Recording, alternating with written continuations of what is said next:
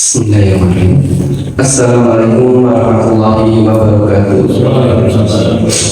Alhamdulillah, nahmaduhu wa nasta'inuhu wa nastaghfiruh wa na'udzu billahi min shururi anfusina wa min sayyiati a'malina. Man yahdihillahu fahuwal muhtadi wa man yudlil fala hadiya lahu. Asyhadu an la ilaha illallah wa syarika lahu wa asyhadu anna Muhammadan abduhu wa rasuluh. Allahumma shalli ala sayyidina Muhammad wa ala sayyidina Muhammad. Alhamdulillahirrahmanirrahim. Puji dan syukur senantiasa kita panjatkan Allah SWT karena kita masih diberikan kesempatan, kekuatan dalam melaksanakan tadi ibadah sholat subuh berjamaah. Kita harus mendengar taklim untuk merupakan kewajiban kita untuk terlalu ilmi. Salam semoga tercurah Rasul kita Muhammad SAW dan para sahabat satu umat sampai akhir zaman. Insyaallah kita lanjutkan lagi kajian sirah kita dari fikih sirah al-nabiyah ma'amuzan di tarikh khilafah ar-rasyidah yang ditulis oleh Dr. Muhammad Said Ramadan Al-Buti. Dan kemarin kita sudah membahas tentang bagaimana Bani Nadir diusir dan juga terjadinya perang Datul Iqab yang membalas orang-orang pendakwah Rasulullah yang dijebak sampai sahih. Dan selanjutnya kita akan bahas tentang Ghazwah Bani Mustaliq atau Quraisy. Dan ini sebenarnya perangnya tidak terlalu tidak terlalu istimewa, tapi ada peristiwa yang katakanlah yang lebih istimewa dari perang itu sendiri, yang mengikuti terjadinya peperangan. Berbeda dengan perang Uhud, perang Badar itu kan kita terkenal dan memang itu salah satu tonggak-tonggak dalam peperangan zaman Rasulullah. Tapi perang Bani Mustaliq ini biasa saja ya.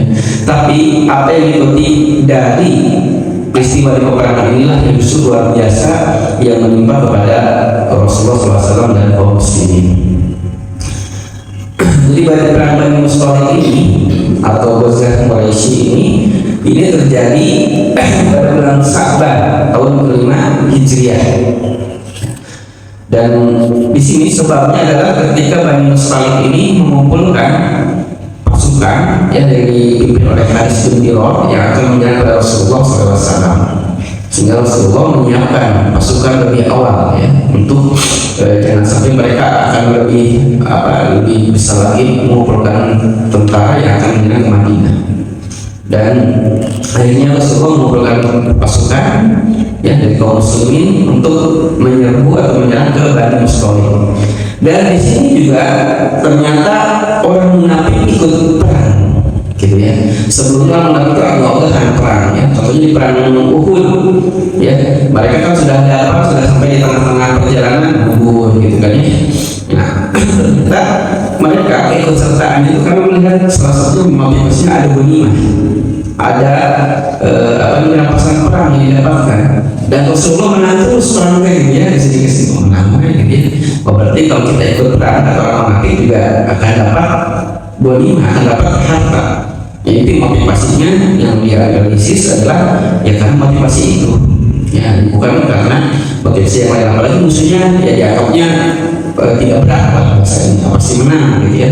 Sehingga mereka mengikuti perang Bani Mustaliq ini. Dan ini juga yang akhirnya akan menimbulkan peristiwa rentetan yang selanjutnya. Dan perang ini terjadi di perang Quraisy dan akhirnya alhamdulillah Rasulullah dengan pasukannya bisa mengalahkan Bani Mustaliq ini. Dan dibagilah ghanimah yaitu 4/5 pada pasukan, dan orang-orang yang berkuda itu dapat sahamnya 2, sedangkan yang berjalan kaki 1 jadi 1 bagian karena berkuda itu kan modalnya besar, apalagi yang punya kuda harus dipelihara gitu kan, dan perang juga beresiko gitu kan. Nah, ini mendapatkan 2 saham gitu. Nah, di sini juga di peperangan Bani Mustaliq ini juga para sahabat meminta fatwa tentang ajal. Ajal itu kan mengeluarkan jadi ketika berhubungan itu kan tidak dikeluarkan di apa ketika berhubungan ya, tapi ditarik dan dikeluarkan di luar yang namanya spermanya itu. Jadi tidak dikeluarkan di apa namanya kelamin dari perempuan ya, tapi ditarik dan dikeluarkan, itu namanya ajal. Jadi ketika mau keluar dicabut gitu ya. Nah di sini Rasulullah SAW menyampaikan mamin nasamatin kainatin ila yaumil qiyamah ilahi wa hiya kainah. Jadi ma'alaikum alla taf'alu. Jadi dikatakan diperbolehkan pada Rasulullah SAW. Karena apa? Kalau yang sudah ditentukan untuk berumur berhidup maka dia akan pasti hidup. Gitu ya. Nanti kita akan bahas hukumnya dan selanjutnya. Dan di sini juga terjadi peristiwa yang hampir perang saudara, yaitu ketika terjadi perselisihan, yaitu pelayannya Umar bin Khattab.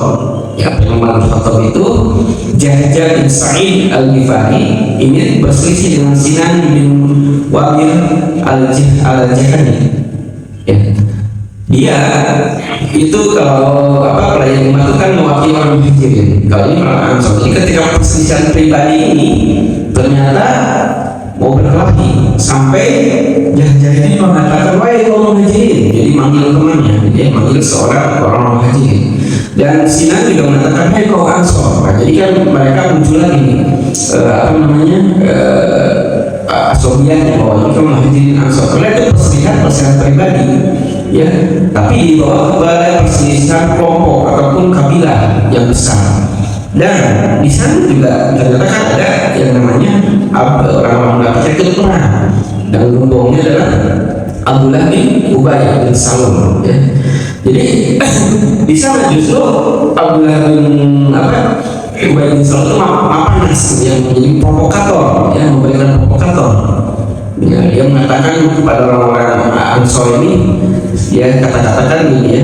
Jadi ini memberikan ibarat bagaimana orang Muhajirin datang ke Mekah, ke Yasrib dan ditolong oleh orang Ansor. Karena Muhajirin hijrahnya sedikit, ininya hartanya dibawa mungkin yang cukup unta, pakai ini. Tapi ketika sampai di Yasrib itu ditolong, ya diberikan rumah, diberikan tinggal dulu gitu kan, beri makanan kalau sampai orang-orang Ansor itu kan melebihkan orang Muhajirin.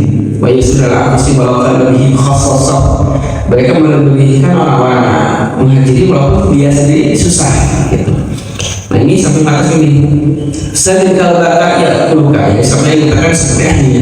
Jadi kalau kamu memberikan membunuhkan anjing katanya, kamu itu nanti anjing itu akan memakanmu gitu kan ya. Amma wallahi la in raja'na ila al-madinati yakhrujuna al-azzu minha azal.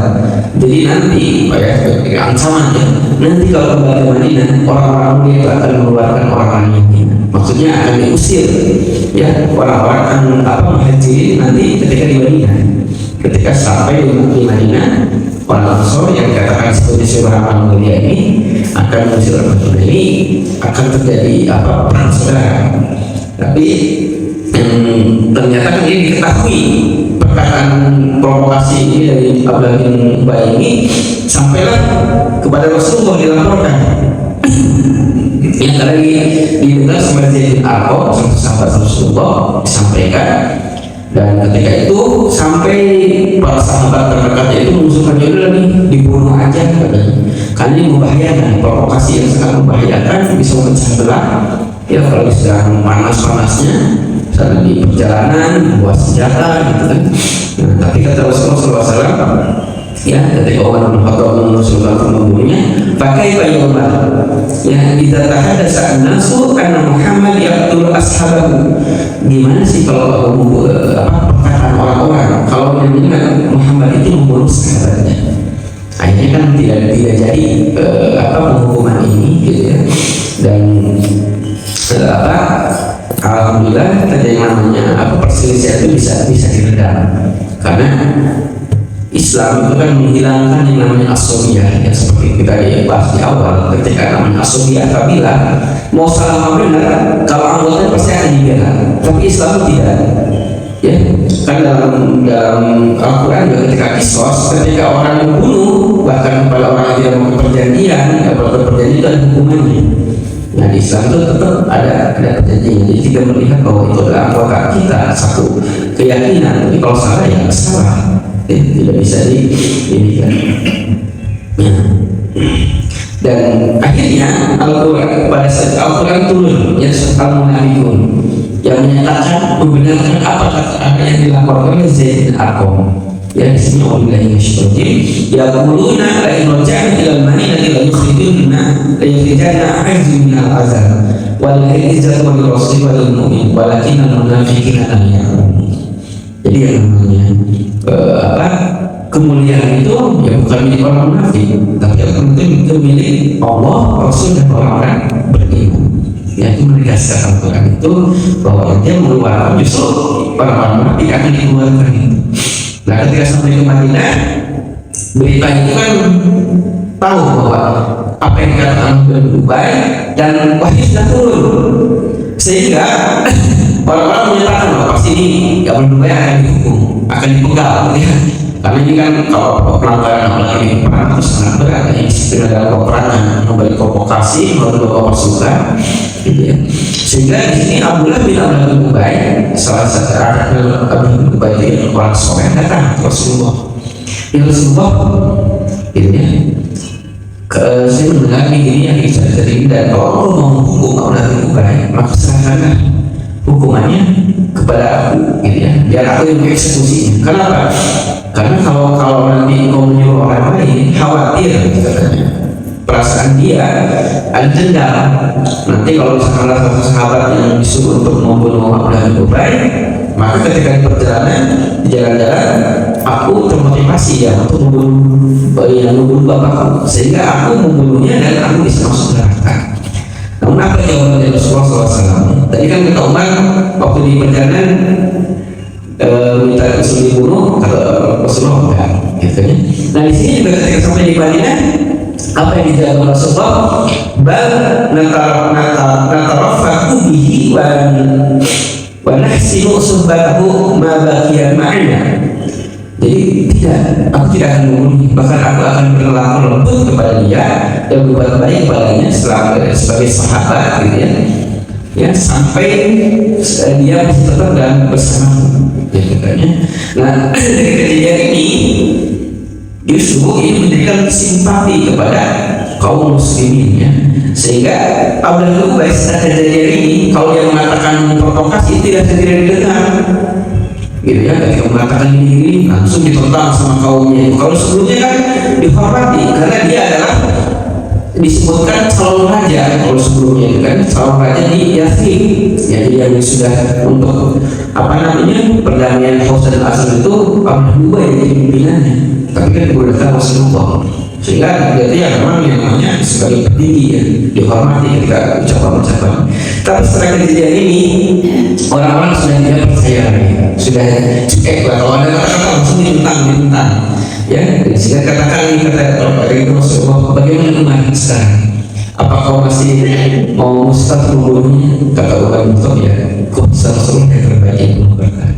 Karena tidak dibunuh juga, sekarang dia karakternya terbunuh. Artinya sudah orang tidak percaya, sudah dialihkan kalau bahasa ininya, sudah tidak dianggap. Gimana kalau kita kalau setiap ngomong itu selalu ditentang, itu kan berarti hukuman sosial yang sangat berat. Apalagi kalau dia itu adalah penjara, gitu. Nah ini adalah bagaimana Rasulullah bisa mengatasi persoalan munafik tanpa kekerasan, tapi akhirnya bisa membalik, ya, yang sebelumnya dia memprovokasi justru dia akhirnya ya terjatuh, ya, di hadapan para orang-orang yang tidak percaya.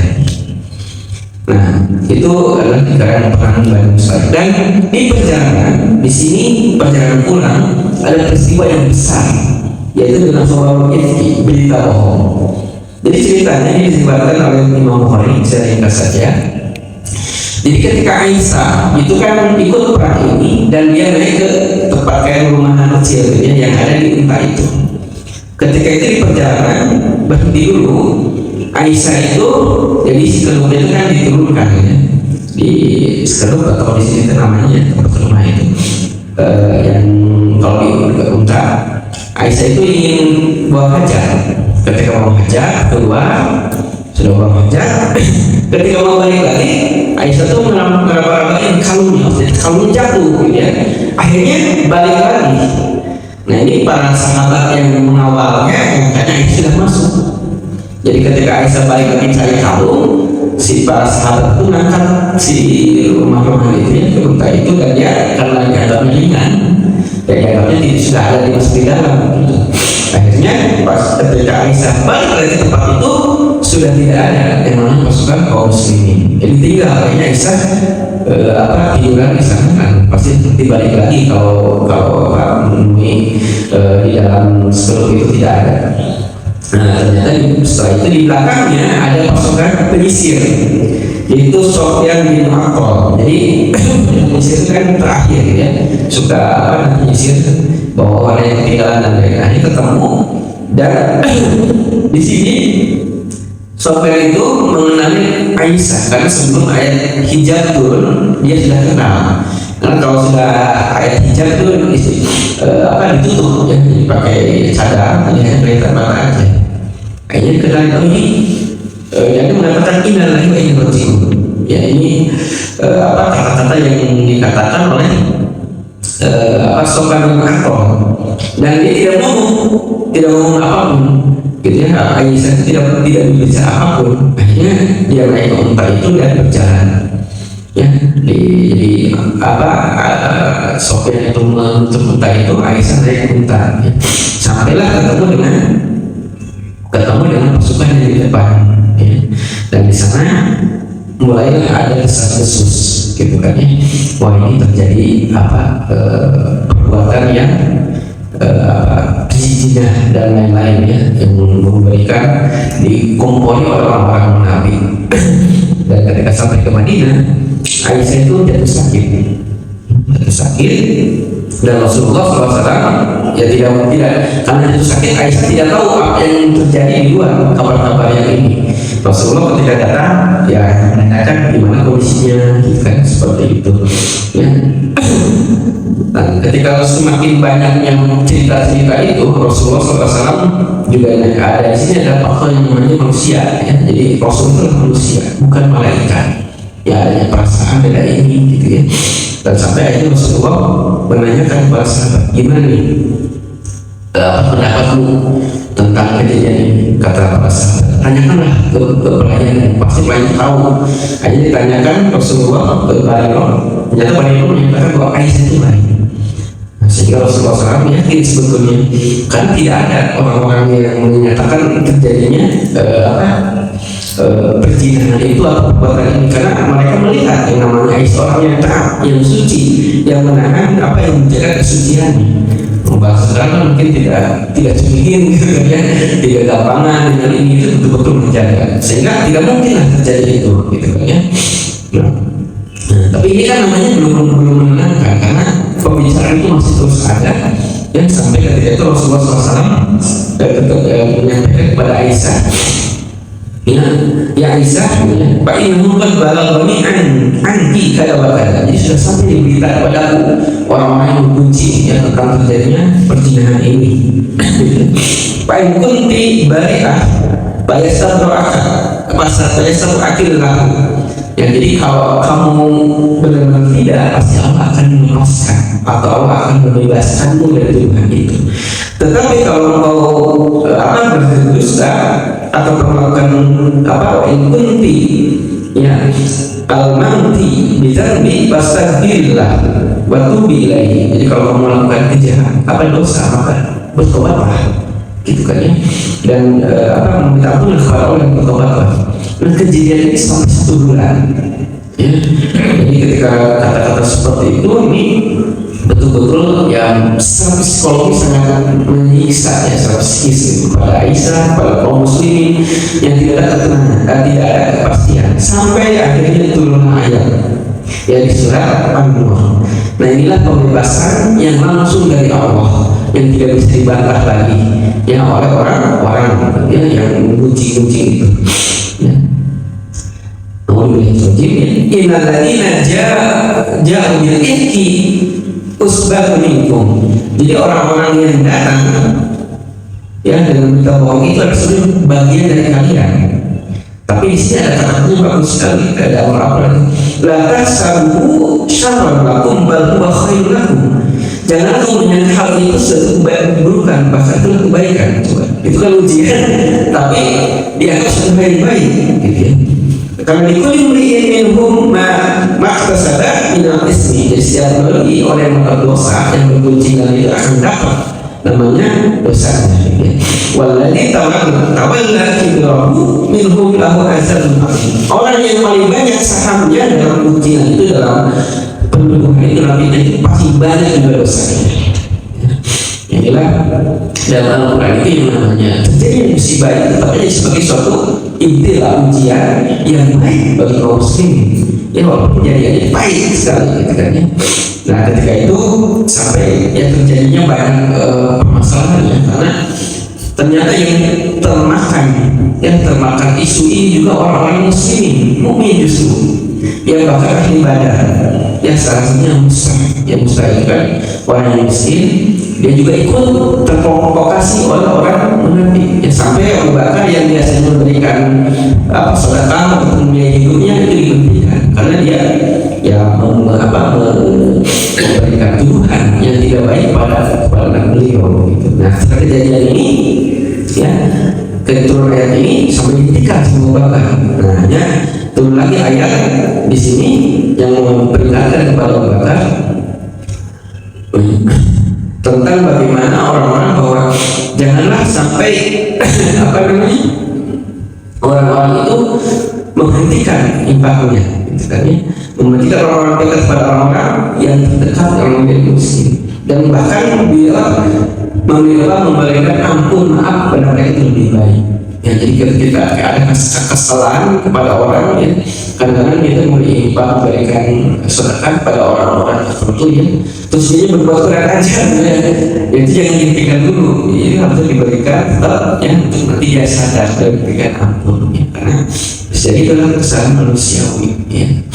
Itulah kejadian ini dan ibroh yang di sini yang disampaikan. Yang pertama adalah berkaitan dengan saya 25. Tadi yang sudah disampaikan, jadi kalau ketika ada 25 itu adalah 4/5 itu pasukan, dan kalau ada pasukan berkuda itu dapat 2 saham, dan kalau untuk pasukan jalan kaki itu 1 saham.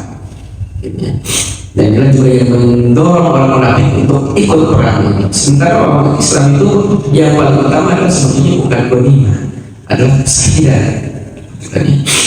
Ghanimah itu kan bonus saja, bukan di dunia, yang itu juga tidak akan dinikmati hanya berapa tahun gitu ya kalau kita kalau muslim dapat, tapi kan kenikmatan sahih atau mendapatkan pahala itu nanti yang abadi. Sedangkan orang munafik itu hanya melihat yang ada saja, yang ada di muka bumi ini, sehingga dimotivasi untuk ikut hadir di peperangan itu. Yang kedua tadi hukum ajal yang saya sampaikan, jadi Rasulullah memperbolehkan, dan ini jumhur ulama memperbolehkan, walaupun di sini ada ulama minoritas yang menghajam itu tidak memperbolehkan, dengan berdasarkan pada hadis bahwa dalika wa'dul khufi, itulah pembunuhan tersungguh katanya dari hadis ini. Tapi hadis ini banyak bertentangan dengan hadis yang tadi, dan sampai pada yang disimpulkan di sini saya meneliti dengan hadis bahwa unar itu adalah ahli Rasulullah Al-Quran yang sini. Jadi ketika itu para sahabat melakukan ajal, sedangkan Al-Quran masih turun. Jadi kalau Al-Quran masih turun berarti boleh. Karena kalau itu diharamkan pasti akan dimunculkan dalam Al-Quran itu, atau akan disampaikan Rasulullah keharamannya.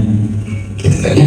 Hanya di sini nanti kan dijelaskan pada tentang kalau bencana bagaimana untuk tidak mengatur kelahiran. Nah, para ulama itu mayoritas memperbolehkan mengatur kelahiran itu. Ya. Hanya yang dipermasalahkan adalah ketika hukum boleh itu dipaksakan, gitu kan ya. Jadi kan ada yang ulama memfatwakan harus, gitu kan ya. Nah itu yang dipersalahkan ketika harus juga berencana. Padahal itulah kebolehan. Jadi kebolehan itu tidak boleh dipaksakan menjadi suatu perintah instruksi yang harus dilakukan. Ya seperti ini contohnya cerai itu adalah mubah, boleh dari hak dari seorang laki-laki. Tapi kan tidak boleh pemerintah itu mengatakan kan kalau sholat cerai semua nggak bisa, sama seperti aja itu boleh, tapi tidak menjadi akhirnya harus mengikuti. Jadi orang yang mengikuti ya silakan untuk melakukan pengaturan ini yang seperti itu tidak bertemu ya, di sana kan menghalangi ketika bertemuan antara sperma dan sel telur. Ya kalau ajal kan ditarik gitu ya, kalau sekarang mungkin pakai alat atau pakai obat ya seperti itu. Yang tidak boleh itu oleh ulama yang permanen ya, yang dipotong gitu ya, namanya salurannya ya, namanya istilahnya jadi tomi dan sektomi itu tidak sudah jelas karena itu adalah permanen. Tapi kalau yang sementara itu diperbolehkan. Yang terpenting adalah pertama tidak membahayakan, tidak memberikan dampak negatifnya. Ketika pakai obat banyak ada negatif ke haid, ke kesehatan, itu jelas dong ada membahayakan. Atau tidak ada dari keterpaksaan yang harusnya persetujuan dari suami istri, dua-duanya setuju gitu kan. Itu adalah hukum ini dan tidak boleh dijadikan paksaan semuanya. Itu yang kedua. Yang ketiga adalah tentang bagaimana Rasulullah SAW tadi ya mensikapi orang munafik ya tadi kan. Jadi ketika mensikapi orang munafik ini kenapa orang munafik sangat licik sekali. Jadi ketika jadi provokator ini ya dari peperangan kan menyampaikan seperti itu, ketika ada peluang yang membuat perselisihan mereka masuk dan memberi provokasi. Nah, tapi kalau misalnya mereka kan bicaranya itu sangat lihai, jadi tidak terang-terangan, tapi banyak memprovokasi, termasuk pada kejadian ini juga mereka memprovokasinya, gitu kan ya. Nah, Rasulullah SAW itu tidak mengatakan langsung tidak akan membunuh, walaupun itu sangat esensi lah kalau bahasa ininya, hukum militer sangat penting. Tapi Rasulullah menenangkannya, dan terjadi adalah bagaimana orang-orang mukmin dan orang-orang kaum dan Ubay justru berbalik. Yang tadi mengamini percaya, tapi dengan akhlak Rasulullah dengan menjaga seperti itu akhirnya Abu dan Ubay jadi tersingkir. Ya, dia dipercayai. Orang-orang tidak lagi mendengar kata-katanya. Ya, jadi akhirnya harga diri sudah tidak ada. Gitu kan? Karena wahyu sudah turun untuk membenarkan ataupun memberikan legitimasi bahwa dia munafik. Lalu orang mukmin percaya pada Al-Quran, yakin bahwa ini. Jadi ketika ada pembicaraan-pembicaraan lain kan nggak mau mereka juga nanti masuk dalam ayat Al-Quran yang masuk pada orang munafik ya. Kalau surat Al-Munafik itu kan bisa dibaca itu kan sangat jelas sekali bagaimana mereka ketika datang ke Rasulullah ini kan nasihat inna kalau Rasulullah sampai bersaksi gitu kan ya.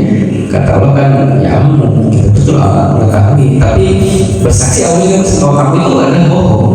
Jadi kata-kata yang sumpah keyakinan itu sudah tidak lagi bisa dipercaya oleh kaum muslimin ya, pada saat itu. Dan akhirnya ya mereka sudah tidak lagi menjadi pengaruh, tidak lagi menjadi provokasi yang bisa membuat kaum muslimin terbergoncang, karena kaum muslimin sudah bisa dalam barisan yang kokoh seperti itu.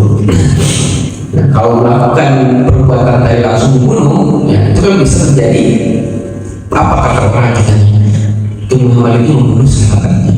Bahkan tadi kalau yang eksekusi di Madinah, kalau misalkan yang eksekusinya sahabat yang lain bukan anaknya, itu terjadi pertentangan dengan anaknya. Kalau anaknya juga punya eksekusi, itu juga nanti jadi pembicaraan, maaf eksekusi bapaknya.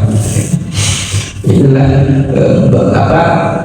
kecerdasan dari Rasulullah SAW, dan kecerdasan ini adalah yang merupakan penopang kenabian. Jadi bukan kecerdasan yang dianggap bahwa itu pimpinan saya sebagai manusia biasa, tapi ini adalah kecerdasan yang untuk menopang kenubuahannya. Yang keempat adalah ketika kejadian Rifki ini yang tadi disebutkan Al-Quran itu justru baik katanya, padahal itu berat. Ini satu berat penuh. Jadi kalau ini adalah termasuk yang siksaan paling berat ya, bandingkan dengan penyiksaan zaman di Mekah, itu jelas siksaan ya, para sahabat dibetul sampai ada yang meninggal gitu kan, atau terjadi boikot ya dari 3 tahun itu berat. Tapi kan itu secara fisik apa yang beratnya, tapi secara kejiwaan mereka kan siap dengan itu.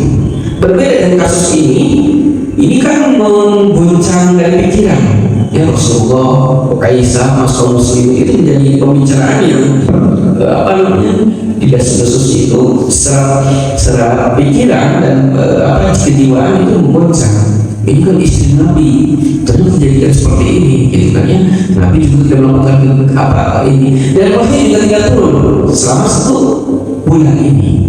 Ya, disebutkan dalam analisis sejarah ini kan seperti ya Allah itu sengaja menurut waktu. Kan bisa saja kalau ketika kejadian datang ada gini, Allah itu langsung wahyu tidak ada kan, tidak lagi ada kejadian berlalu-lalu selama 1 bulan setelah pulang dari Bani Israil ini. Jadi Allah itu sengaja memberikan 1 bulan ini untuk memberikan pelajaran kepada kaum muslimin. Itu jadi seperti ini. Gimana sih sikap orang munafik, gimana sikapnya orang mukmin yang benar-benar. Ada juga yang cerdas, ada juga yang polos ya, yang akhirnya terjebak pada itu. Gimana sikap Rasulullah? Rasulullah juga berat ya. Walaupun Rasulullah tidak mengatakan kata-kata yang besar, tapi kan secara kejiwaan di sini disebutkan Rasulullah juga terkena gitu bahasa ini gitu kayaknya. Ini orang Rasulullah memang manusia yang ada perasaannya, bukan malaikat. Jangan kalau orang-orang kafir kan turunkannya malaikat. Ya Nabi itu kan ke pasar, makan, ada lapar, ada juga nikah, punya anak. Itu kan ada sisi manusiawinya. Ya itu kan kita bisa dicontohin. Ini kan Rasulullah itu ada bimbingan wahyu misalnya kan seperti itu. Sehingga di 1 bulan ini adalah ujian yang berat gitu kan ya. Ya suasana Madinah gimana lah kalau suasana pemimpin di Madinah yang terkasih kasus, berarti kan masyarakat juga kena gitu kan, kepikiran gitu kan ya. Kalau yang terjadi pada keluarga yang biasa mungkin ya tidak akan satu kaum muslim ini, maka keluarga Rasulullah yang kena, berarti kan semua para sahabat semua itu kan memikirkan itu, menebak-nebak gimana ini benar enggak gitu kan ya. Kalau orang munafik yang menyampaikan ini dan orang muslim dan kita juga ada yang terkena ini yang yang polos gitu. Dan yang ke-5 ini tadi saya lewat ya, betul lagi tadi yang itu adalah, jadi di sini yang turun di surat awalnya ini juga tentang hukum orang yang menuduh berzina. Itu adalah kena cambuk ya dalam Bukhari. Dan di sini yang dicambuk itu justru adalah yang kena dia ini kozak yang menyampaikan ini adalah yang di sini baru kozak bahwa sama jadah yaitu 80. Ya, di sini adalah Abdullah bin Abi bin Salam yang tidak kena justru yang kena itu orang-orang muslim ya, orang mukmin, bahkan ada ahli Badar yang di sini yang kena itu. Ternyata ya tadi orang munafik itu tidak menyampaikan secara langsung, tapi dia yang licik lah bahasa-bahasanya. Jadi kalau misalkan dibuktikan itu susah, bukan kata-kata dia, tapi dia ikut kata ini dia hanya merangkai, jadi bermain di ekor lah.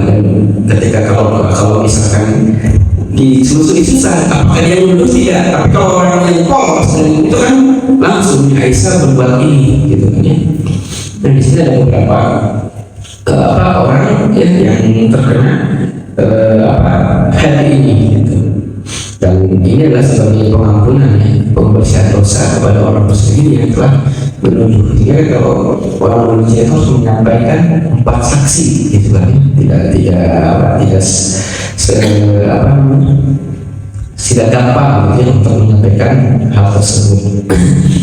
Dan akhirnya selesailah dengan turunnya wahyu ini, maka jelaslah bahwa Aisyah itu adalah suci, tidak terkena yang namanya tadi terjerembab pada dosa ya, atau bermakan kepada yang perbuatan kecil ya, zina, dan dibebaskan langsung oleh Allah Subhanahu wa taala. Dan ketika dibebaskan itu, Aisyah kan disuruh sama ibu itu berterima kasih kepada Allah, kepada Muhammad, kepada Islam. Tapi kata Aisyah, aku berterima kasih kepada Allah karena Allah yang membersihkan. Ini kan menunjukkan ketauhidan yang memang Allah yang memberikan pembersihan atau istilah Allah yang membebaskan Aisyah dari tuduhan berzina. saja yang disampaikan, ya mudah-mudahan kita bisa mengambil manfaatnya ya tentang kejadian-kejadian ini, karena kejadian itu berulang. Jadi salah satunya kita jangan sampai mudah terprovokasi dengan hal-hal yang muncul ya, apalagi kalau sekarang dengan media sosial ya, di WA, di ini langsung di share, langsung di ini. Karena apa? Karena bisa jadi kita memberikan sumbangsi terhadap penyebaran berita-berita yang ini. Jadi lebih baik kalau ada berita-berita apapun yang jangan di-share. Kalau kita tidak yakin itu adalah hal yang memang bisa benar. Kalau misalkan bohong, kita sudah mengikuti hal-hal apa disumbangsi tersebarnya berita bohong ini. Jadi contoh dada ada cerita belum tahu kita juga, karena maksudnya belum selesai, langsung di share dulu ya, di sini orang baca lagi gitu. Kita harus hati-hati bagaimana tabayun terhadap berita-berita apapun ya.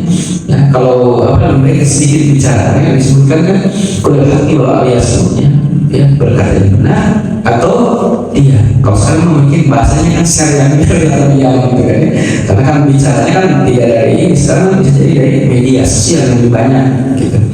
Itulah yang disampaikan oleh Mustafa. Silakan kalau ada yang perlu didiskusikan.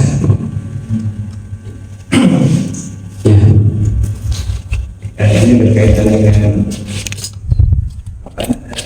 sikap terhadap orang-orang munafik ya. Itu kan orang munafik itu kan kalaupun mati tidak usah disolatkan sebetulnya kan. Nah, namun sampai terakhir Rasulullah wafat tidak pernah menyebutkan orang-orang munafik kan. Hanya sempat Rasulullah itu menyampaikan kepada salah seorang sahabat tentang orang-orang munafik itu kan ya. Tapi sahabat itu pun tidak membukakan siapa orang-orangnya. Jadi kita hanya mengetahui dari ciri-cirinya saja gitu. Nah, bagaimana sikap kita gitu pada hari ini tuh ya, Rasulullah sampai terakhir kan sampai menyolatkan Abdullah bin Ubay kan.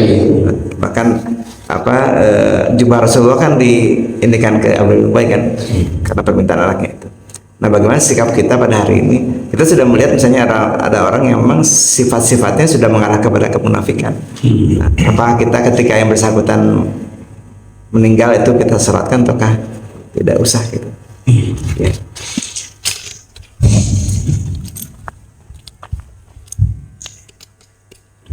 Ya memang ini adalah sesuatu yang sangat ya kalau misalnya munafik. Karena munafik itu kan sebenarnya ada dua ya. Ada munafik itikodi dan munafik amali. Kalau itikodi itu adalah orang-orang yang dosa akidahnya, itulah munafik. Dia memang masuk ke Islam untuk merusak Islam, sehingga kata-katanya kan dia bohong, khianat, gitu kan. Yang seperti yang juga contohnya ya. Ataupun kalau dulu Indonesia itu siapa? Snooker Cross ya, sudah tahu kan sampai ke disebut nanti pas haji kan. Tapi tujuannya bagaimana untuk melatih tentang kelemahan umat Islam ya, jadi itikodi. Nah, kalau sudah itikodi ya, kita yakin itikodi ya, berarti kita tidak usah ini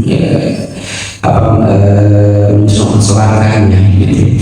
Hanya kan kalau di sini juga kita harus betul-betul yakin ya. Kalau tidak yakin ya jangan.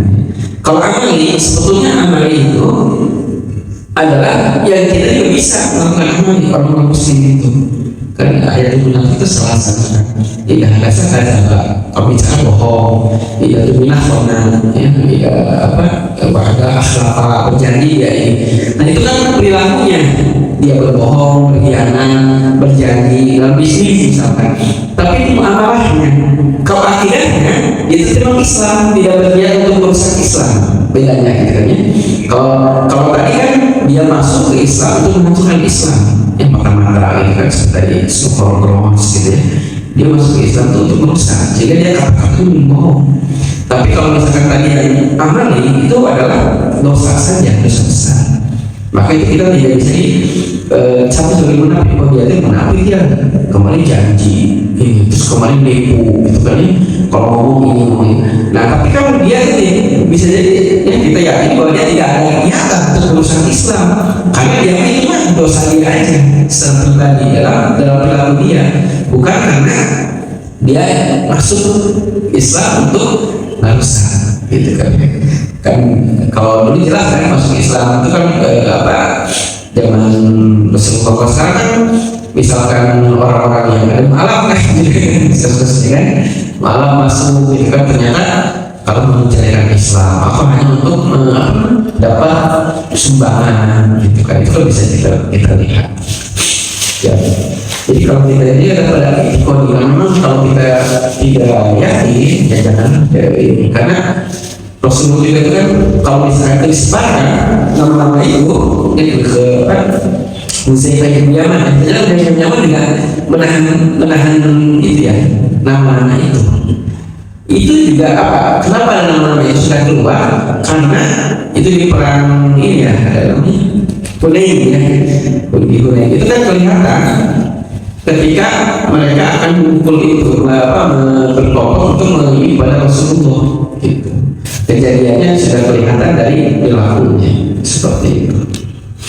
Jadi kalau kita lihat sekarang itu itikon itu susah gitu kan ya, itikon itu ya kecuali ada ideal yang begitu kan, itikon masuk Islam tapi nggak masuk Islam gitu.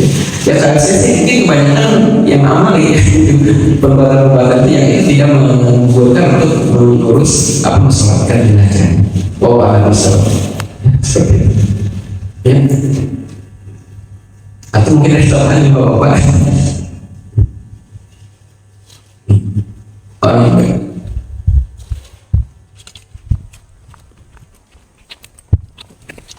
Kalau boleh saya simpulkan berarti memang yang sampai Rasulullah bisa diberitahu sebetulnya ya, maksudnya Rasul itu jadi tahu juga karena diberitahu oleh Allah, karena memang secara perilaku tidak terlihat kan ya mungkin yang itikoh itu.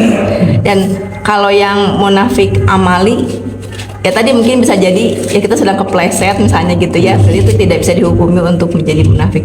Berarti kesimpulannya sebetulnya apapun yang kita lihat atau yang kita duga gitu tidak membuat kita menjadi tidak menyolatkan dia gitu ya ketika dia meninggal gitu ya. Ya karena Rasul itu menyolatkannya waktu itu ya. Jadi maksudnya yang itikad ini, jadi munafiknya itu adalah menampakkan kemusliman tapi dalamnya kafir. Nah seperti itu. Itikad itu kan akidahnya. Jadi akidahnya itu kafir tapi dia menampakkan kemuslimannya. Nah tujuannya apa? Karena apa, dia itu merusak Islam dari dalam, itu itikadi. Nah kalau misalkan amali itu kan dia orang Islam, akidahnya Islam tapi dia berbuat dosa seperti itu.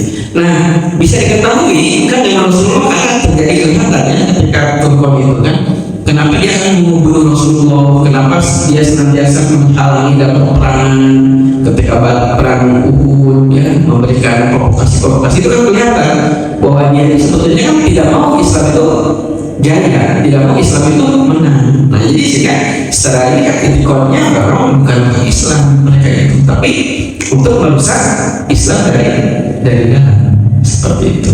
Ya sudah berbaik Islam itu kan dengan para munafik dia masuk Islam karena memang takut kan, sudah tidak punya kekuasaan lagi, tapi dia juga ingin berkuasa sebetulnya. Pada suatu kesempatan dia ingin bahkan berapa kali ya kerjasama orang munafik itu, contohnya dengan Bani Quraisyah gitu kan, ketika perang itu Ahzab gitu ya. Jadi mereka bekerjasama dengan musuh-musuh Islam gitu. Nah kalau kita sekarang di masyarakat kita kan kalau kita lihat kemungkinan besar yang akan masuk yang seperti itu kan kecil ya kita gitu kan sekarang ini mah gitu, yang dia itu mau merusak Islam gitu. Ya mungkin dia berbohong, dia itu mah karena bisnis aja atau dia karena ingin dapat untung gitu kan, gitu, seperti itu. Nah bisa di ini ya bisa. Dan biasanya kalau terjadi konflik itu ya, kalau terjadi konflik ya seperti ketika zaman dulu ini kelihatannya terjadi konflik antara Belanda dengan Indonesia, kan ada orang yang Belanda itu yang tadinya suka masuk ke Islam gitu kan, untuk merusak Islam, mengetahui kelemahan Islam, ya komplots itu. Kelihatannya kalau di konflik terjadi konflik, nah sekarang mungkin di Palestina gitu kan, ada orang-orang yang mereka ya mungkin orang-orang Israel, orang-orang Musa masuk ke Palestina, dia menyamar sholat dan lain-lain, bahkan dia untuk menghancurkan Itu bisa kelihatan kalau dalam konflik ya. Kalau dalam kondisi damai seperti kita di sini, ya kayaknya tidak sulit ya untuk menyakiti kode itu. Wallahu a'lam.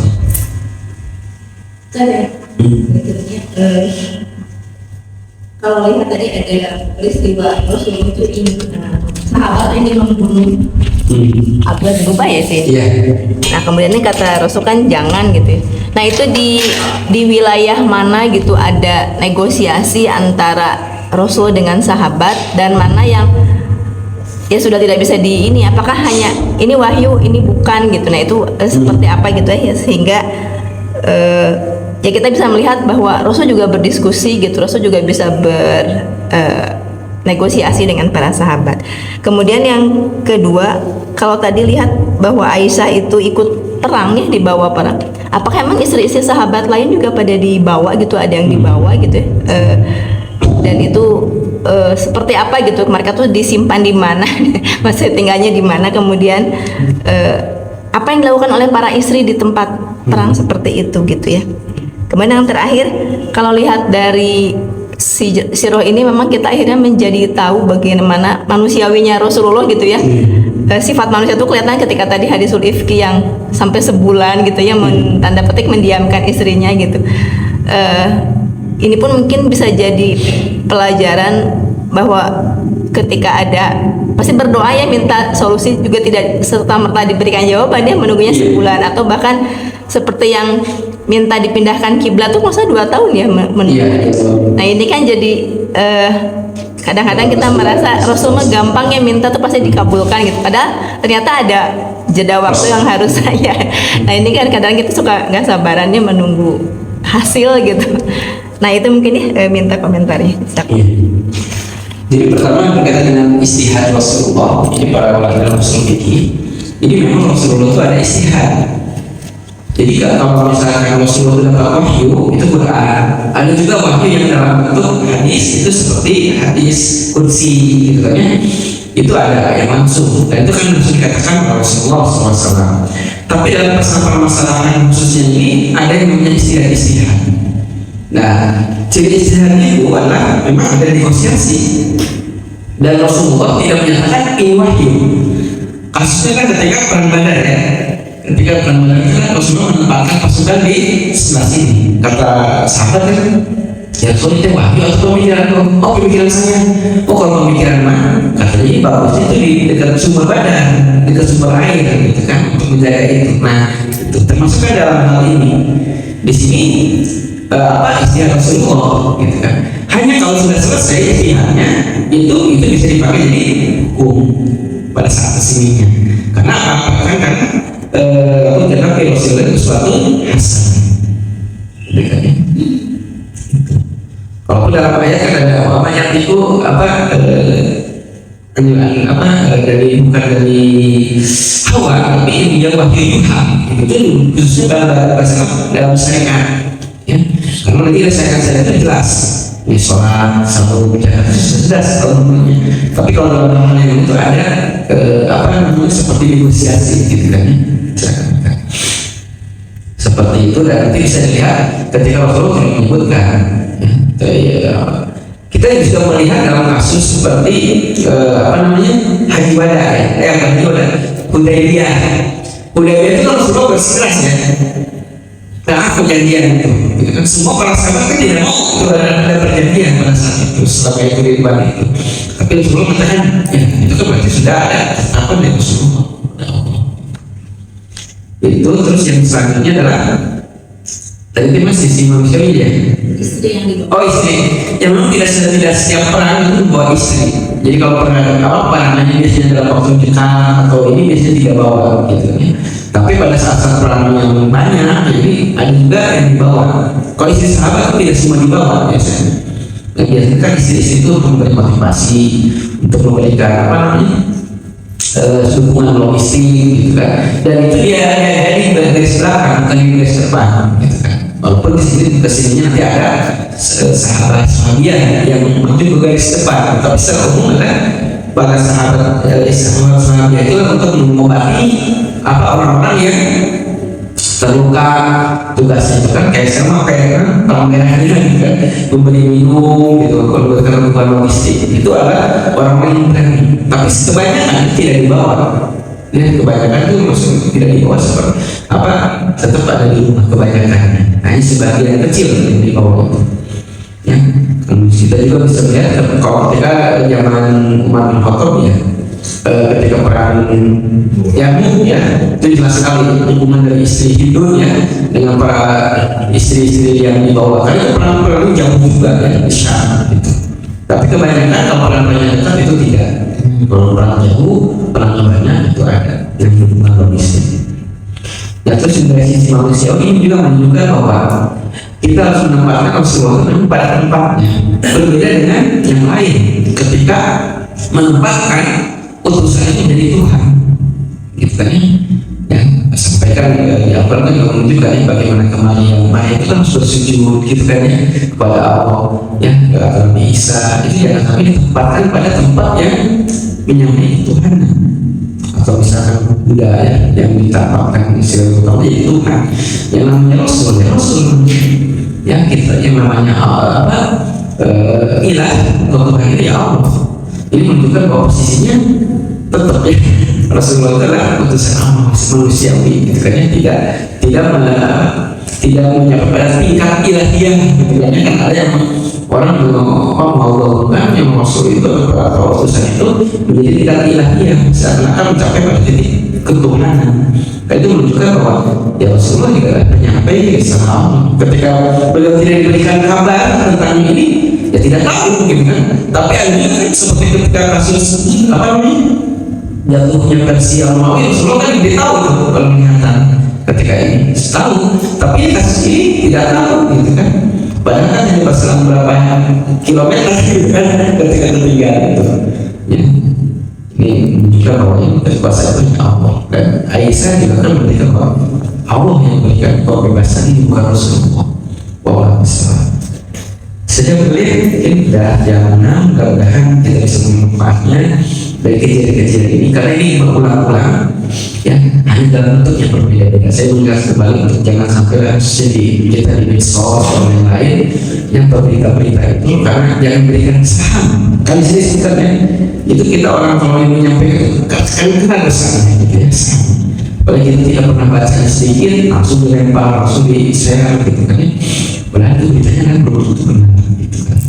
Harus hati-hati ya, karena nanti kita akan dihisab, semuanya akan dihisab ya, apa yang dikatakan, apa yang kita ketik, apa yang kita share itu akan dihisab ya.